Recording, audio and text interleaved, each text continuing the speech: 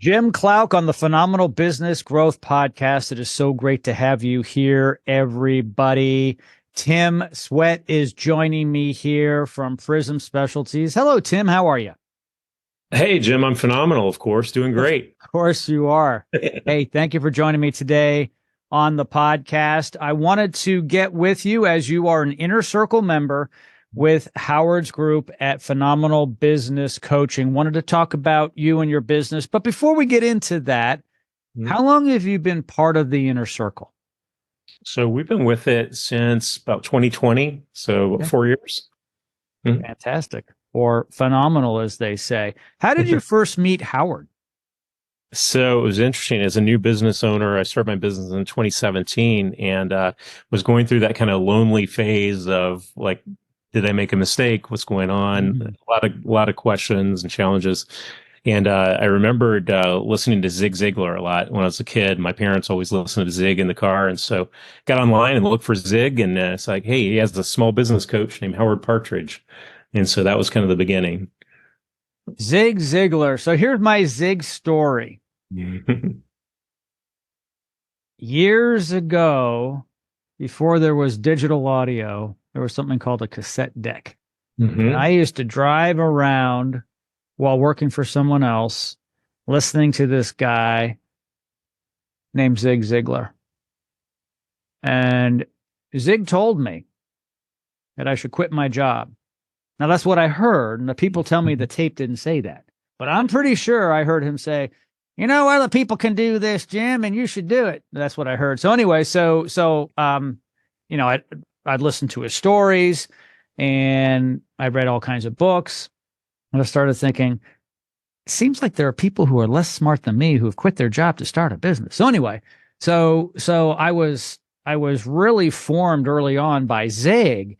And then my friend Howard Partridge said, "Hey, Jim, how would you like to come to one of my conferences? Zig Ziglar's going to be there." I said, "When and where?" So I was able, through Howard, to actually meet Zig Ziglar. So that was exciting. Oh, what an honor! Yeah, yeah. And that goes back a number of years. So let's stop talking about me now. Okay, Tim. So stop throwing it back on me. So you you met Howard with a search for Zig Ziglar. hmm Howard is integral in that company, and they do a lot of work together. And so Right. you've been on board in the inner circle with Howard and his team for 4 years since 2020. Yeah, yeah. I attended the business owner boot camp and just thought it was amazing, and then signed up as an inner circle member. And you haven't looked back since. I haven't. It's been a great relationship. I really appreciate everything that Howard and the whole team does. Let's talk about you and your business. So 2017 is when you started. Yes. hmm How did you get into the business? And also explain to everybody, describe what you do and why it's unique and how you got into it. Of course. So I had a break in employment, and the traditional thing is to go talk to a headhunter and get back into the game. And my heart was not in going back to corporate America, and I always had kind of a dream of maybe I could do my own business. And when you get a good paycheck in a Fortune 100 company, it's kind of hard to do that, to jump out and do that. And so it was a perfect time for me. It's like, it's now or never. And so I started looking at franchises. I had talked to a franchise consultant, and so we started evaluating franchises and came across this one. And what we do is it's Prism Specialties, and used to be called Art Recovery Technology. And what I do is we restore artwork, and it's mainly insurance work. Although we have a lot of people that Google us and they bring in a painting that grandma had painted and it needs help now. We do that. But most of our revenue comes from insurance claims. And so there are house fires, floods, that sort of thing, and artwork gets damaged. And it could be paintings, sculptures, it could be photographs, even taxidermy. So it's a pretty broad range of what constitutes art. Interesting. So, what are your qualifications? So my own are pretty thin for the whole art thing. So what I brought to the table was the ability to manage a business and a lot of experience in the corporate world, a lot of customer service background. And so I have the ability to provide a great service experience. That's what I bring. And so I hire people who have art degrees and have tremendous artistic talent. And then we teach them our techniques and like I could probably teach the techniques myself, but I can't implement them. I don't have that talent, but they do, and so they do amazing work. Just create magic. That is a great answer. So many people start a business, get involved in a business because they're a good technician, but not necessarily a great business owner. Mhm. And that's what Michael Gerber talks about in the E-Myth, and you and I have spoken about that together. The E-Myth, great book. And it's important as a business owner to make sure that you are running it properly. And you can be in love with your business, but you can't be wearing all the hats. Right. Right. And so the best thing to do is be a good marketer, salesperson, manager, and then hire the talent specific to that type of work. Mm-hmm. And it looks like you've done it. And I congratulate you on that because so many people were a plumber or an electrician or an HVAC specialist working for someone else and said, I'm a great technician. I'm also a great business owner, they think. Mm-hmm. And then they leave to find out they're really good at the technical part. They have no patience for anyone else. Get out of my way. Let me fix it. But I've also got to sell, market, and run the organization. So I applaud you. And then they become a slave to their business. Slave to their business. Yeah. Yeah. So, and you're putting the right people in place. Give me a background on the business model itself. okay. So what we do, we get a claim that comes in. For instance, we get a call typically from a restoration contractor who's out at a house fire, out at a flood, and they're doing the structure, they're taking care of all that. But they see that there's artwork, and they've talked to the homeowner, and they've asked, "Yeah, what can I do about this painting? I'm really concerned about what's going to happen here." And so, if we've done our job properly, we've acquainted ourselves with these restoration contractors, with the adjusters. They know who we are, and so they say, "I know just the guy to call," and so they refer the business over to me. So then we go out and we do a walkthrough with the homeowner to get their understanding of what it is they're most concerned about, provide our expertise, give them some comfort that we can take care of it. And then we pack up all the items. We do a photo inventory. We pack up all the items, bring them back to our shop, our studio, and then our artist will put together a detailed estimate. Mm-hmm. We get that approved by the insured, by the insurance adjuster, and then we do the work. And afterward, we package everything, we store it in our secure climate controlled facility as long as it needs. And it could be over a year for a house fire that we're hanging on to this artwork. And when they're finally ready, we get the call. That's a great day. We deliver, we put everything right back on the wall where it should be. And typically what they're getting back is something better than before the loss because it's clean. It's beautiful. Often it's much better than it was even before the loss. So it's a happy day getting that artwork back. This is white glove service. Everything is top notch. And, I was listening to what you were saying about in many instances, it comes back to the home in better condition than prior to the disaster, right? The fire, the water, and so forth. It reminds me of how they restore old film. You'll look at a film from the 1930s and you'd be like, I thought they shot that in black and white, and how come it's so clean? Because they actually made it better than the original.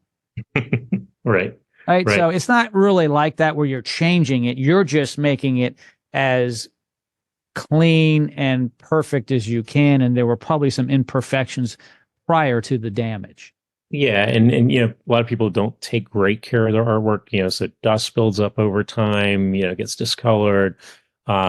Maybe it was framed initially with some acidic components, cardboard that's now causing yellowing is bad for it. So we're replacing that with acid-free archival materials. So when it comes back, it's going to have greater longevity than it would have had otherwise. So there's a positive there. Tim, I would assume that you're doing a lot of work with insurance companies. A lot of this is paid for by insurance, isn't it? It is. Absolutely. Hmm. And that's key to the business model. Because I'm sure a lot of people are thinking, how would Tim get business? Well, it's pretty obvious. Hmm. You have to network with people in the restoration business because they're called out after the damage, often fire and water damage, right? Absolutely. And also insurance agencies and so forth, which is kind of a really neat business because this is a true niche business, isn't it? Absolutely. It is. So, when I first got into this, in fact, I would hear as, I was going out and talking to restoration contractors. And one of the things I heard was, oh, this will never work because we never see artwork. I had people tell me, I've been doing this for 20 years. I don't see artwork. And at first that kind of took me aback, right? What did I do? But what I found out was just they don't understand what they're looking at. Nobody has blank walls, at least people I know, right? You walk in a house, there's stuff on the walls. It could be photos. It could be, artwork that was created by a relative. It may not have high financial value, but it means a lot to them. And there's a great emotional connection there. And if those things aren't restored, you can do a great job replacing floors and walls and all that. But if you walk back into that house and the walls are blank, that loss is continuing. And so what we are doing is closing the loop there and restoring our customer sense of home, really, is the way we say it. That's our mission. Yeah, there are so many things that may not have cost much money, but they can't be replaced. Right. Maybe it's your daughter's artwork from the 5th grade. Mm-hmm. Maybe she painted something. Right. What is that worth? Mm-hmm. Can't put a price on it. Exactly. Which must be interesting for the insurance company, by the way. Yeah, but to their credit, I'll say most insurance companies don't haggle over that. I mean, they understand the emotional connection, and we try to keep our prices reasonable. And I think what we do is we provide a great value for what we get paid. Speaking of insurance companies, I've found over the years that they can be quite fair when it comes to a claim. Mm-hmm. A lot of people think, well, the insurance company, their job is to take your money, not give it back out. But that's not always the case. They really want to make you whole, even though they're these large entities. What's your overall experience with that? Yes, they do really do a good job. So. I think most of the companies, most of the adjusters are good people. They want to do the right thing. They've been paid a premium for this very service, right, of handling these claims. I think they also want the insured to continue with them, right? Continue paying those premiums. They don't want to lose a customer either. And so in general, I think they want to take care of the customer, the insured, do a good job of settling the claim. They want that customer talking to others about how great their insurance company is. So if they're smart, they're doing that anyway.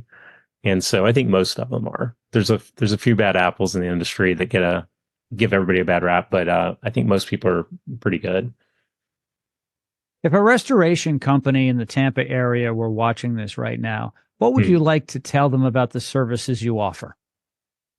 Yeah, so I mean, in terms of the products that we work on, it could be paintings, sculptures, works on paper. So maybe it's a signed lithograph or a print, anything that's framed, for instance.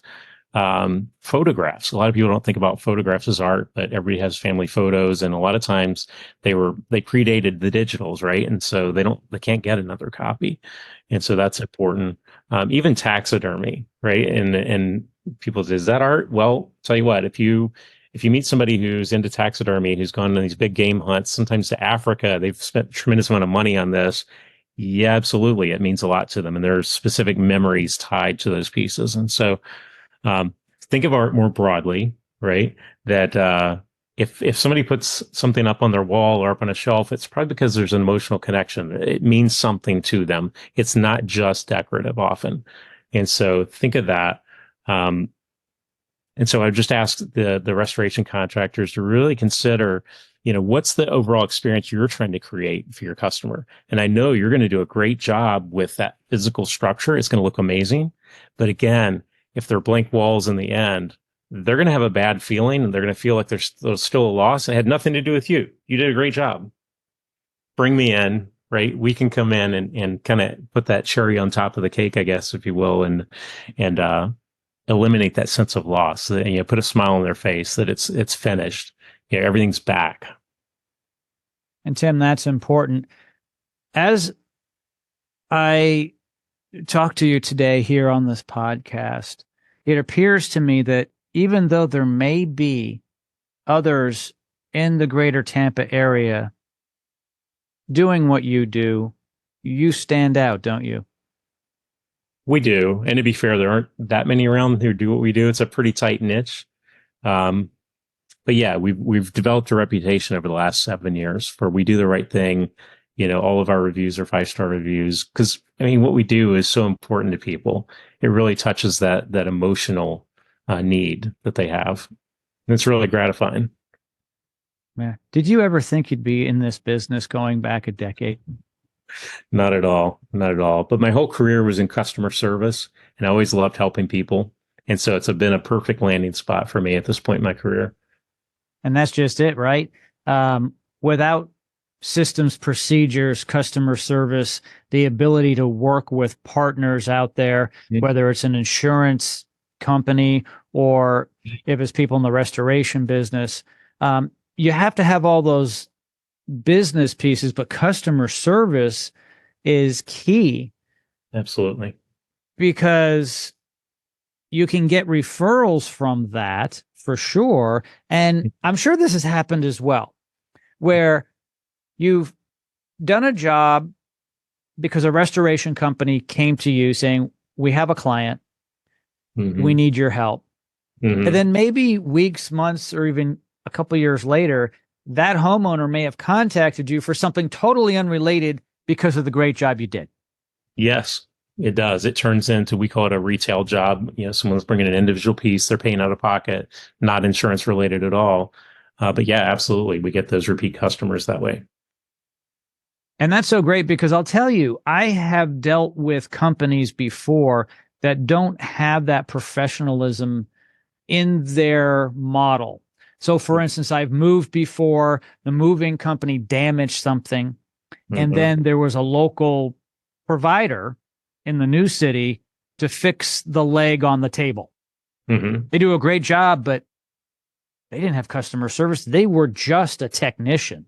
Yes. That's what I'm talking about. I didn't even know who to go back to if I wanted to. Right. Yeah. And that makes a big difference, doesn't it? It sure does. Yeah. I've had the exact same experience. It just drives me crazy. I'm so focused on the service aspect that's what I'm looking at often. And you're right. There are plenty of people out there who are good technicians, but you're often missing the service aspect.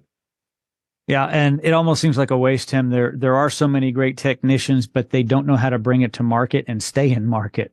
And there's this balance. Before we finish today here on the podcast, let's circle back to the inner circle. When you started with Howard's group, what did you feel you were missing? Why did you feel you had to join a coaching group? Yeah, I think I was missing the community was the biggest thing.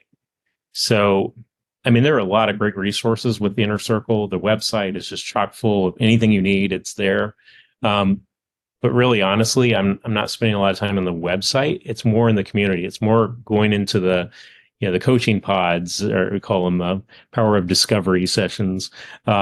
It's attending weekly webinars, and just a lot of times the information isn't new. Howard calls himself the chief reminding officer. He's not bringing a lot of new stuff. He's continuing to remind us of what we need to do, and having a group, a community of other business owners who are going through the similar things, really, really helpful, right? You learn that you're not on an island. And then one of the things I think is most beneficial is he has a quarterly conference, and you get a chance to go with 200 other business owners, rub shoulders, and see some great speakers, hear some great speakers, and that's amazing. but often it's the time during the breaks versus the time in dinner after the sessions are over, sitting down with other business owners and discussing ideas and common struggles. And it's just powerful. I mean, the community is everything. It is. I've been with Howard and the inner circle now. Gosh, I had a relationship with them, well, 15, 16 years. And I've seen so many great companies and individuals come into the inner circle. And it is really a community first. And for those of you who've never been to an event, it's interesting. It's kind of like going to church, which is good. And you know, Howard's the leader of the pack. And he brings just great speakers and energy, and he encourages family. You'll see his grandchildren running around. He encourages you to bring your children if you'd like to. And so there's different, generations, multi-generational in the room. And I just encourage people to come to an event and check it out. Yes. Yeah. Couldn't agree more. Yeah. Tim, thank you so much for joining me today here on the Phenomenal Business Growth Podcast. I really appreciate it. Thanks, Jim. It's been a pleasure.